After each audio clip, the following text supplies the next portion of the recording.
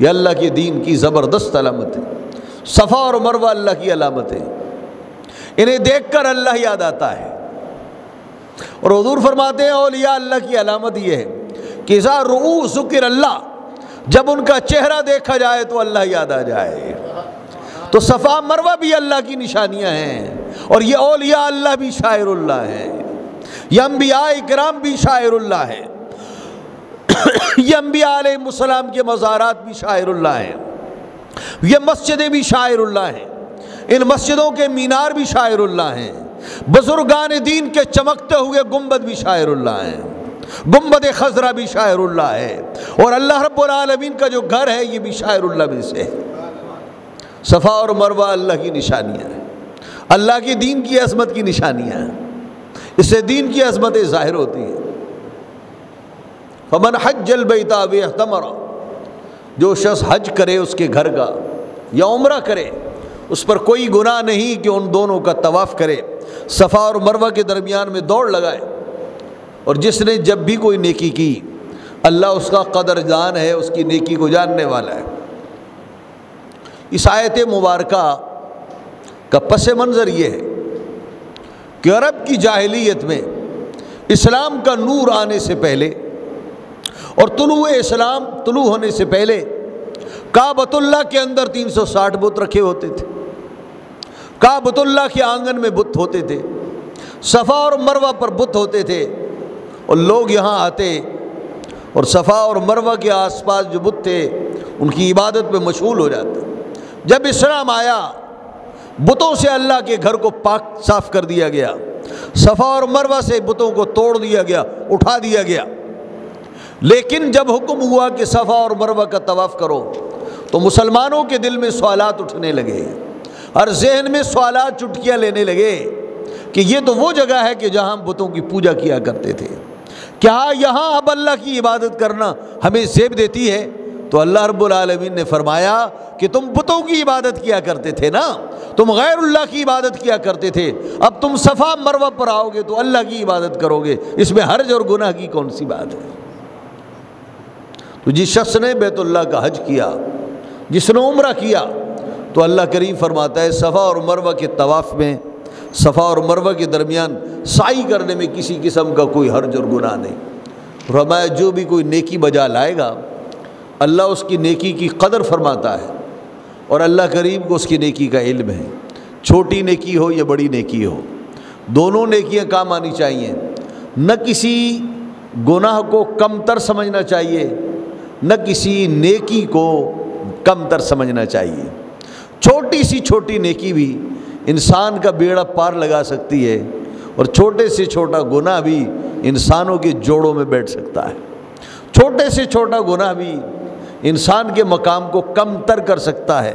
اور چھوٹی سی چھوٹی نیکی بھی اس انسان کے کام آ کر اس انسان کو بڑا مقام دے سکتی ہے۔ ان الذین یکتمون ما انزلنا من البینات والہدی من بعد ما بیناہ للناس فی الکتاب اولئک یلعنهم اللہ ویلعنهم اللاعنون الا الذین تابوا واصلحوا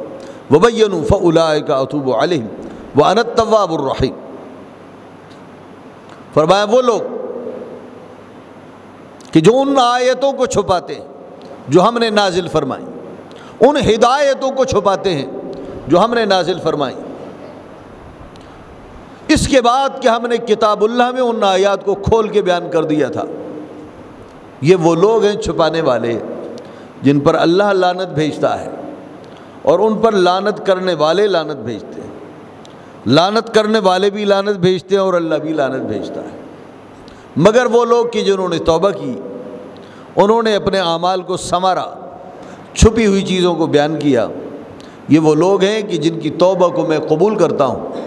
اور میں توبہ قبول کرنے والا مہربان ہوں، اللہ کریم ارشاد فرماتا۔ بنی اسرائیل، یہودی اور نصرانی، اللہ نے ان قوموں کو جو اپنی کتاب دی، تورات اور انجیل، ان کتابوں میں اللہ رب العالمین نے حضور نبی آخر الزمان خاتم الانبیاء والمرسلین محمد الرسول اللہ صلی اللہ تعالیٰ علیہ وسلم کے اوصاف، حضور کے کمالات، اور آقا اور مولا صلی اللہ علیہ وسلم کی نشانی اللہ نے لکھ دی تھی، اور بنی اسرائیل ان نشانیوں سے واقف تھے۔ جب حضور دنیا میں جلوہ گر ہوئے تو ان یہود و نصارہ اور اہل کتاب نے آقا اور مولا صلی اللہ علیہ وسلم کو ایک ایک نشانی سے پہچان لیا،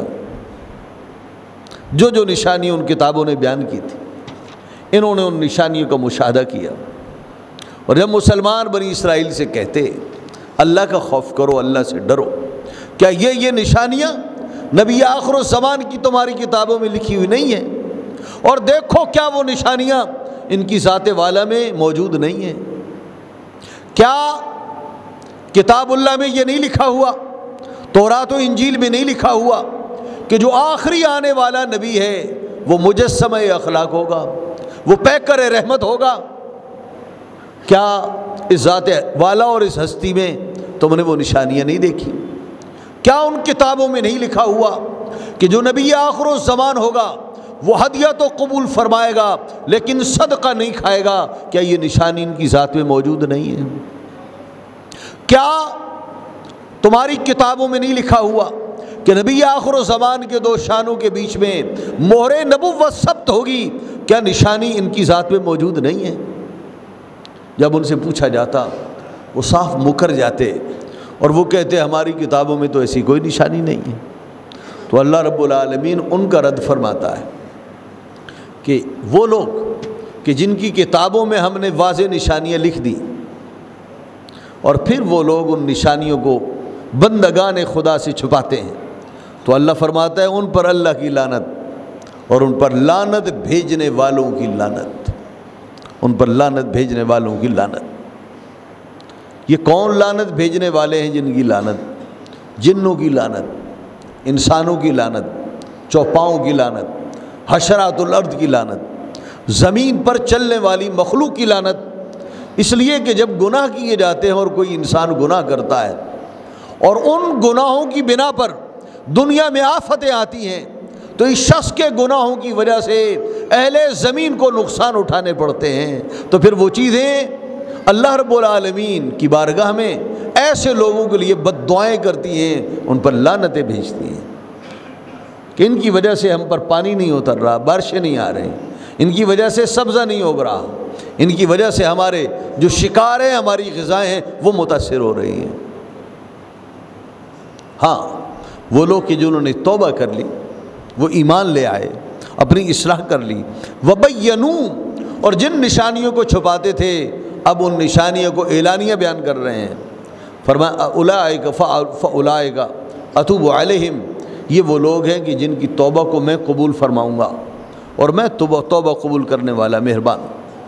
ان الذین کفروا وماتوا وهم کفار اولئک علیہم لعنۃ اللہ والملائکۃ والناس اجمعین خالدین فیہا لا یخفف عنہم العذاب ولہم ینظرون وإلہکم الہ واحد لا الہ الا هو الرحمن الرحیم۔ وہ لوگ کہ جنہوں نے کفر کیا، وہ لوگ کہ جو کافر ہو گئے، وَمَاتُوا وَهُمْ کُفَّارٌ، اور جب انہیں موت آئی تو بھی وہ کافر رہے، اولئک علیہم لعنۃ اللہ، یہ وہ لوگ ہیں کہ جن پر اللہ کی لعنت، فرشتوں کی لعنت اور تمام انسانوں کی ان پر لعنت۔